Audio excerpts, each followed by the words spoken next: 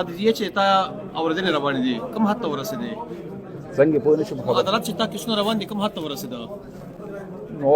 په قانون باندې خو زه ساده سړی یم د غرونو سړی یم انفړ سړی یم ډېر نه پوهېږم په هغه باندې اوس تاسو له پته هم د مرجر خو اوس شوی په اټاره کې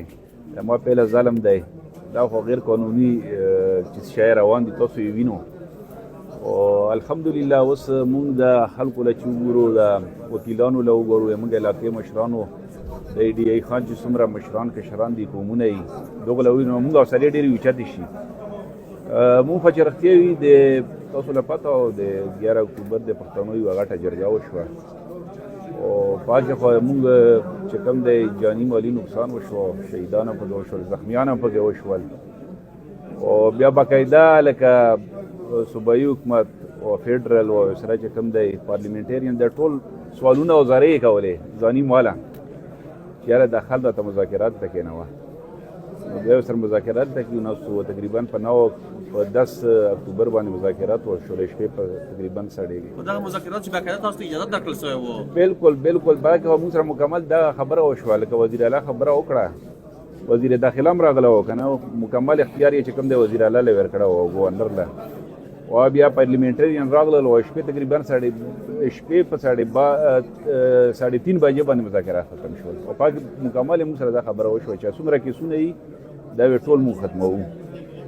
او ډېر افسوس خبره وه پوه شو موږ د چې چا سره ډنډه او ډنډه مار موږ ښیو که نه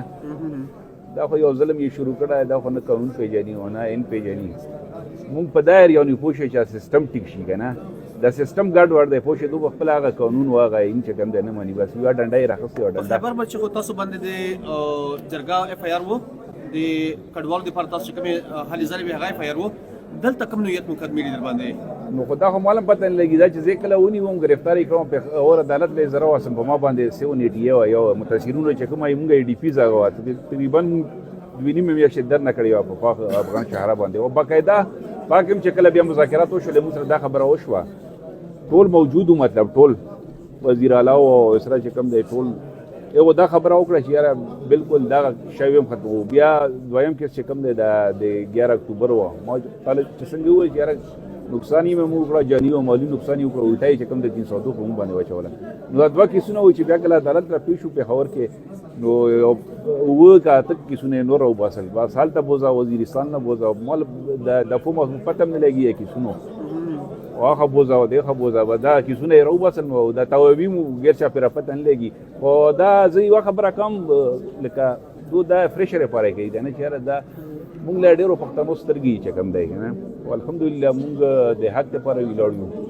مونږ د ظلم خلاف ولاړ یو انشاءالله تعالی او ظالم د ډنډه مونږ نسو انشاءالله تعالی هر مطلب چې ټوکړې کېږو مونږ عمر چې راسي او پانسي ګاډ لڅم مونږ کنه انشاءالله تعالی ظالم لاس نسو انشاءالله تعالی تاسو هر ورځ عدالت ته روانې پېښ کوي مو چې څه تاسو باندې مقدمې درج کړي دي او دا وایي چې د ویډیو موږ وکتلې په انټرنیټ باندې او هغې د موږ جذبات راپارول هغه کسان عدالت ته تاسو سره راځي نو خو مونږ یو هم نه لیدلی تاسو ولیدلی هلته مسعود کوم او وزیر کوم چې کومه هغه کړې وه وزیرستان کې او هغه کس هم راوختی و هغه په خپله هلته اقرار وکړو ویډیو هم ترې شوي وه چې یاره زه سره د کیس نه خبر هم نه یم نو دا خو دو په کلم او په هغه کې لاس دی بس نامه پکې واچوي پوه شو دا کیس مې ورپسې واچوله دا اف آی آر مې ورپسې واچوله دا خو دو کوي په خپله دا خو دو په لاس کې خبره وه او نن تاسو باندې یوه بله مقدمه درج کړل سوې ده چېرته په زوړ اف آی آر چې تاسو ګرفتار کړي یې تاسو وزیرستان ته چېرته راغلي ډېره مخته زه خو اوسه پورې مې الحمدلله وزیرستان خو ډېر غیرتي خلک دي مسعود او سره چې کوم د وزیر مونږ خاوره او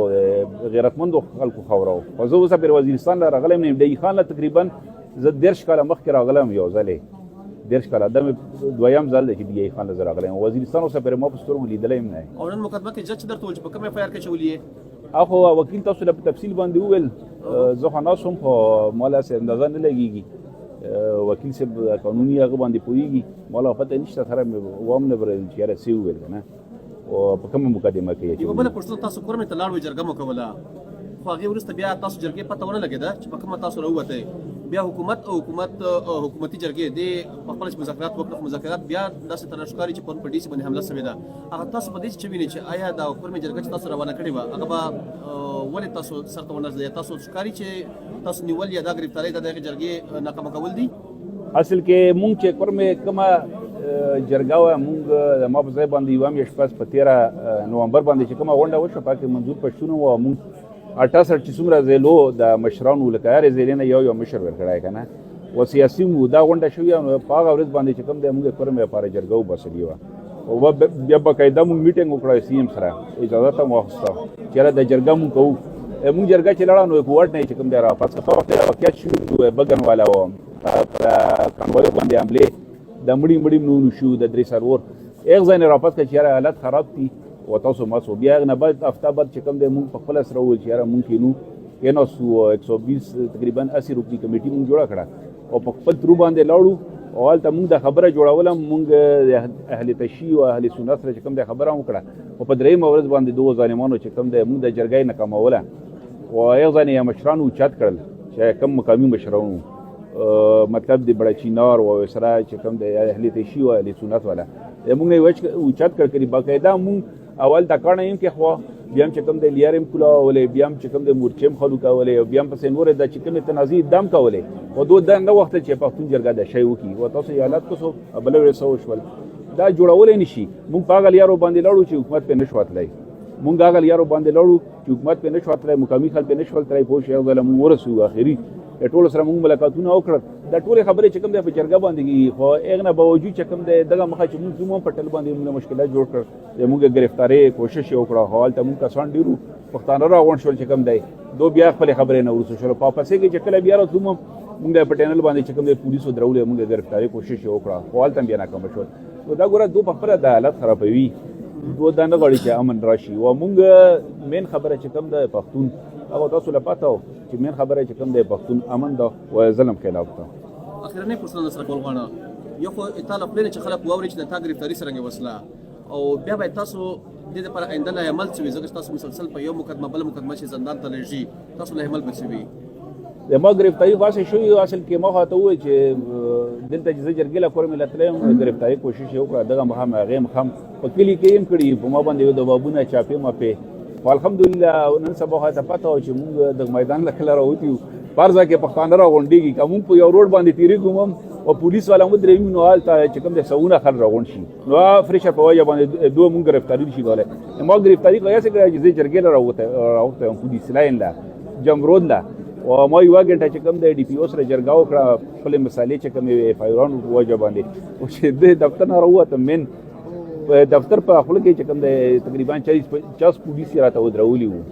والته ما گرفتاری وکړه نو بیا ما غوښتل ما چې دا خو پنجابی دی پنجاب سره تعلق دی دا خو رسم او رواج نه خبر ظالمانو تاسو پښتانه یو پوه شئ د بهر خو ویلوړو گرفتاری لا پوه شئ نو داسې ما گرفتاری کړی او دو او الحمدلله اوس چې کوم د مقدمي دا رواني دا کیسې می سوي کیږي دا یو ځای یا سبل مشرق لا یا سو مغرب لا یا سپوږ شي دا باندې مونږ ایس ټینشن هم نه خلو ټینشن یو خلکو لا پوه شي مونږ په جیل کې او ټینشن یو خلکو لا چې په جیل کې ځای چولای